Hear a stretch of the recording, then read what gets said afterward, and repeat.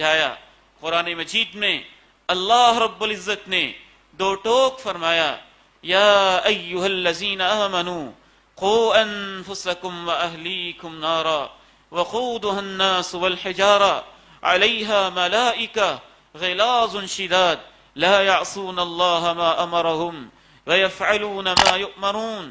اے ایمان والو، مجھے ماننے والو، میرے رسول کو ماننے والو، قبر کو ماننے والو، آخرت کو ماننے والو، حساب کو ماننے والو اور احتساب کے سارے مرحلوں کو ماننے والو، پل صراط کو ماننے والو، نارے جہنم پہ ایمان لانے والو، میں تمہارا رب تم سے کہتا ہوں تم تو اپنے آپ کو اور اپنے گھر والوں کو جہنم کی آگ سے بچانے کا انتظام کرو۔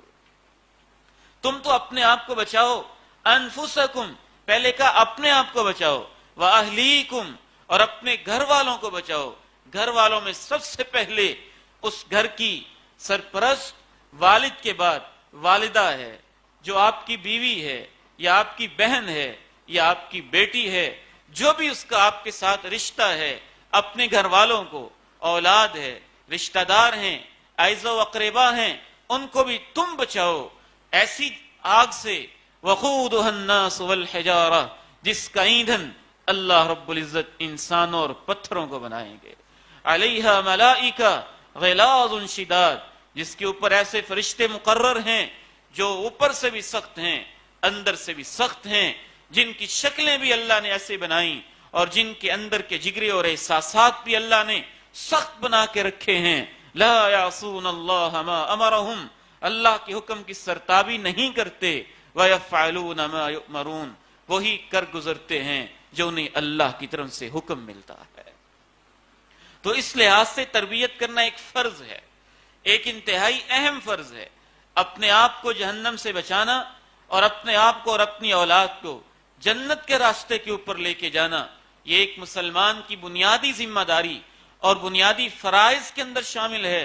رسول اللہ صلی اللہ علیہ وسلم ارشاد فرماتے ہیں، کلکم راع وکلکم مسئول عن رعیتہ، تم سب کے سب ذمہ دار ہو اور تم سب سے اپنی اپنی ذمہ داری کے بارے میں پوچھا جائے گا۔ راعن کا لفظ بڑا خوبصورت ہے، صحیح بخاری کی یہ حدیث ایک خوبصورت حقیقت کی طرف اشارہ کرتی ہے۔ عرب معاشرے میں لوگ ایک چرواہا رکھتے تھے، اپنی اپنی بکریاں اس کو دے دیتے، ایک کی 10 بکریاں، دوسرے کی 20 بکریاں، تیسرے کی 30 بکریاں، چوتھے کی 40، کسی کی 5، سب نے اپنی بکریاں اکٹھی کی، ایک چرواہے کے ساتھ کچھ معاملہ طے کیا، یہ تمہاری خدمت ہوگی، اور اس سے کہا کہ ان کو صبح شام لے کے جانا، شام کو واپس لانا، وہاں خیال رکھنا، بھیڑیے سے بچانا، چارہ کھلانا، یہ تمہاری ذمہ داری ہے۔ اس کو راعی کہا کرتے تھے، وہ راعی ہوتا تھا۔ اور اللہ کے پیغمبر علیہ الصلوۃ والسلام نے ارشاد فرمایا، اے میری امت کے لوگو، کلکم راعن، اس بکریوں کو چرانے والے چرواہے کی طرح تم سب کے سب ذمہ دار ہو، وَكُلُّكُمْ مَسْئُولٌ عَن رَعِيَّتِهِ اور تم سب سے اپنی اپنی رعایا اور ذمہ داری اور متاحت افراد کے بارے میں اللہ کی عدالت میں سوال کیا جائے گا۔ وہ جو چرواہا ہوتا تھا، جب کسی مالک کی بکری گم ہو جاتی، کسی مالک کی بکری بیمار پڑ جاتی، کسی مالک کی بکری کو بھیڑیا کھا جاتا، تو وہ مالک اس سے پوچھتا، بکری میری تھی، میں نے تیرے ساتھ معاملہ طے کیا تھا، تو نے اس کا خیال کیوں نہیں رکھا؟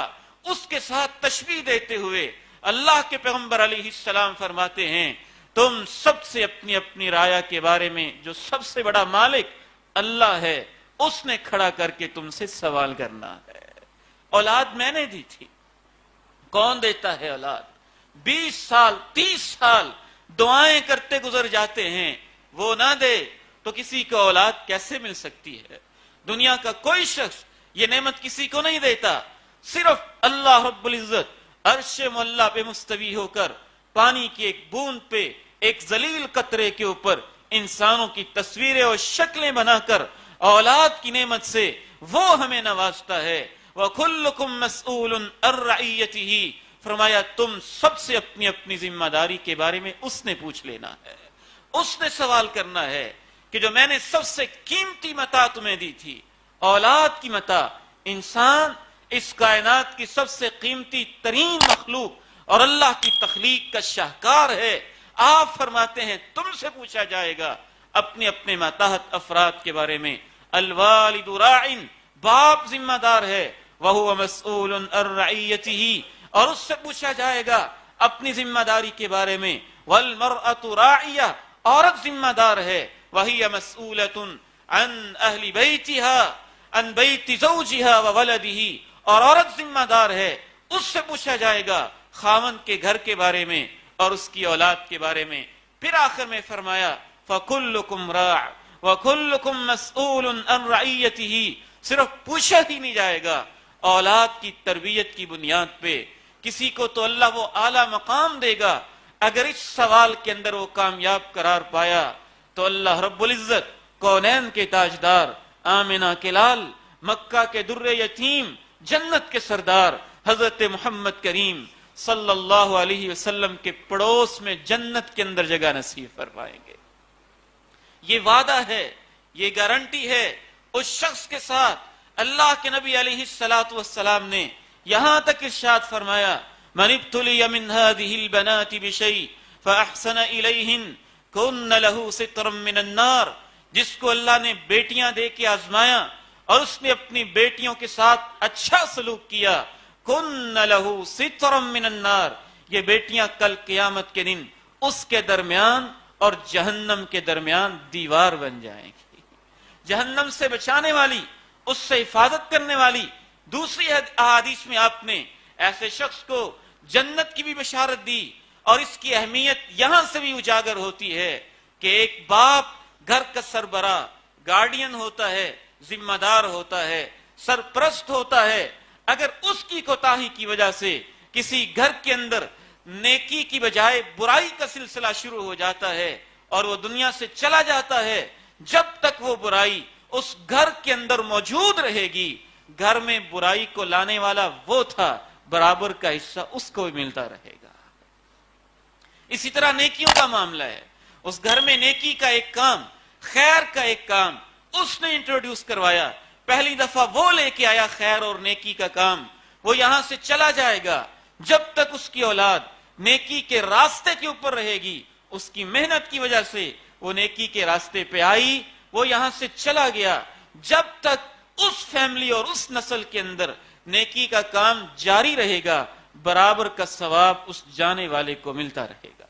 اس کی دلیل رسول اللہ صلی اللہ علیہ وسلم کا یہ فرمان عالی شان ہے من سن سنتا حسنہ فلہ اجرها واجر من عمل بها من بعده الى يوم القيامة ومن سن سنة سيئة فعليه وزرها ووزر من عمل بها من بعده الى يوم القيامة او كما قال عليه الصلاة والسلام. جس نے بھی اچھا طریقہ متعارف کروایا، یہ نہیں ہے کہ اس نے کوئی نئی چیز ایجاد کرنی ہے. نیکیاں تو اللہ نے بتا دی ہیں، وہ نیکی موجود تھی لیکن اس کے ماحول میں متعارف نہیں تھی، اس نے اس کو متعارف کروایا. جب تک اس نیکی پہ لوگ عمل پیرا رہیں گے، آپ فرماتے ہیں کہ اس کو اجر ملتا رہے گا. اور جس نے برا کام متعارف کروایا، جب تک اس برائی پہ لوگ عمل پیرا رہیں گے، جن کے لیے یہ ذریعہ اور واسطہ بنا ہے برائی کو متعارف کروانے کا، ان تمام افراد کے برائی کرنے کی وجہ سے اس نے چونکہ اس کی بنیاد رکھی تھی، اس کو اس کے اندر ایک حصہ ملتا رہے گا. امام بخاری الادب المفرد میں لکھتے ہیں، حضرت ابو ہریرہ رضی اللہ تعالی عنہ بیان کرتے ہیں یرفع للعبد درجته یوم القیامہ، قیامت کے دن انسان کے درجے کو قبر کے اندر پڑے پڑے ہی یوں اچانک بلند کر دیا جاتا ہے. وہ پوچھتے ہیں یا ربی بیما ھذا، یا اللہ یہ مجھے درجہ کس وجہ سے ملا ہے؟ اسے جواب دیا جاتا ہے بدعوت ولدک لک، اس لیے کہ تیری اولاد تیرے لیے دعا کر رہی.